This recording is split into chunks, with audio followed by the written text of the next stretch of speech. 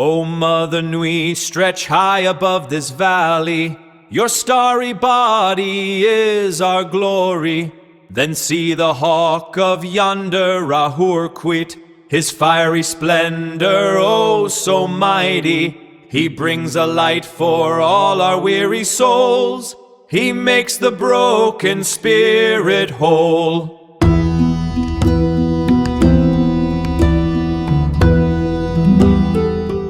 Imagine looking at this massive, highly complex supercomputer, right? And just because you don't speak its programming language, you decide it's just a useless box of wire. Yeah, it sounds incredibly arrogant. Right. But for centuries, that was exactly how science looked at animals.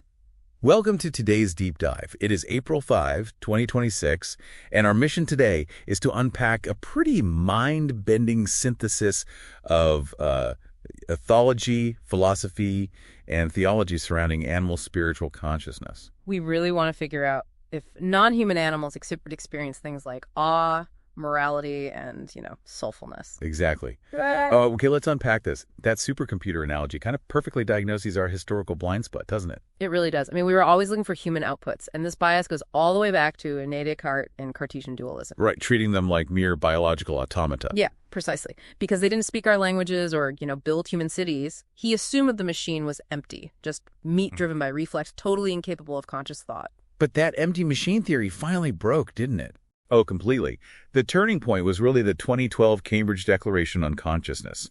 This international consortium of neuroscientists mapped out the neurological substrates of animal brains, and, well, they definitively proved animals have conscious states. Which forces a huge posture of epistemic humility on the scientific community. Exactly. Science had to admit it didn't know everything.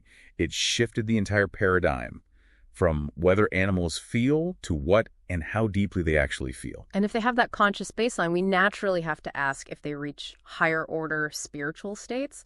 This is where it gets really fascinating. Like Jane Goodall observing wild chimpanzees. Oh yeah, the waterfall displays. Right. They'd perform these intense, almost trance-like displays, throwing heavy rocks, swinging dangerously over rushing water, and then just sitting quietly watching the falls. And the key mechanism there is the complete lack of biological utility.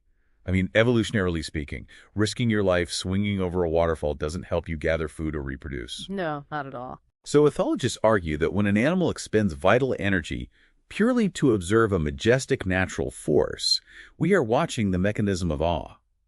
It's an expression of pure existential wonder. Wow. So if they can reflect on their environment with wonder, does that internal reflection translate to how they treat each other, like a sense of fairness? It absolutely translates. Look at Frans de Waal's capuchin monkey experiments for that. Oh, the grape and cucumber one? Yes. Two monkeys do the exact same job. One is rewarded with a sweet grape. The other gets a bland piece of cucumber.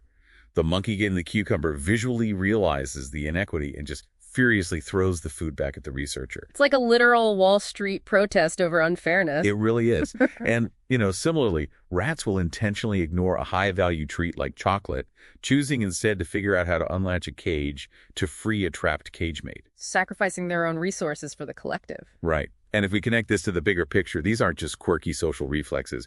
We are looking at the evolutionary precursors to moral economies and religion. Because a mind capable of fairness and awe is a mind capable of profound existential loss. Exactly. Which brings us to the grief. Tahlequah, the endangered orca. Such a heartbreaking story. She carried her dead calf through the ocean for 17 days, covering over 1,000 miles while her pod actively protected her. Or African elephants who will travel miles out of their way, returning for years just to gently stroke the specific jawbones of deceased relatives. It's incredibly haunting to observe. It is, but I have to challenge the application of all this. If science definitively proves animals mourn, feel awe, and possess a moral compass, how can human legal and religious systems justify treating them purely as property? Well, that is the crux of it. Take biomedical testing. We intentionally use animal models to study human depression precisely because their brains are so remarkably similar to ours. Yeah, you've hit on a devastating paradox. Researchers rely on the biological reality that an animal's brain is complex enough to experience genuine, human-like psychological torment. Right, while our legal framework operates as if they are Descartes' unfeeling automata. The hypocrisy is staggering. And theological frameworks are actively scrambling right now to realign with the science. How are different belief systems reconciling this? It's forcing a major theological shift. Look at Amerindian perspectivism. That's the idea that animals actually possess human souls and view themselves as human. Oh, wow, okay. Or Eastern traditions relying on karmic cycles that deeply link all minds together. We're even seeing modern shifts in Abrahamic faiths. Wait, really? Yeah, Islamic scripture explicitly states animals will be resurrected for perfect justice before turning to dust. And Pope Francis recently advocated for a universal communion of all creatures. They're structurally recognizing that spiritual consciousness isn't exclusively a human trait.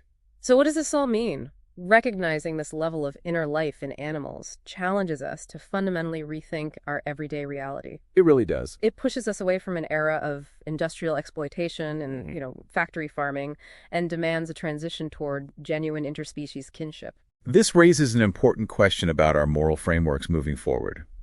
The evidence of their rich internal world is simply too overwhelming to ignore. Next time you lock eyes with an animal, remember there is a mind looking back at you, capable of wonder and loss. And I'll leave you with a final thought to chew on.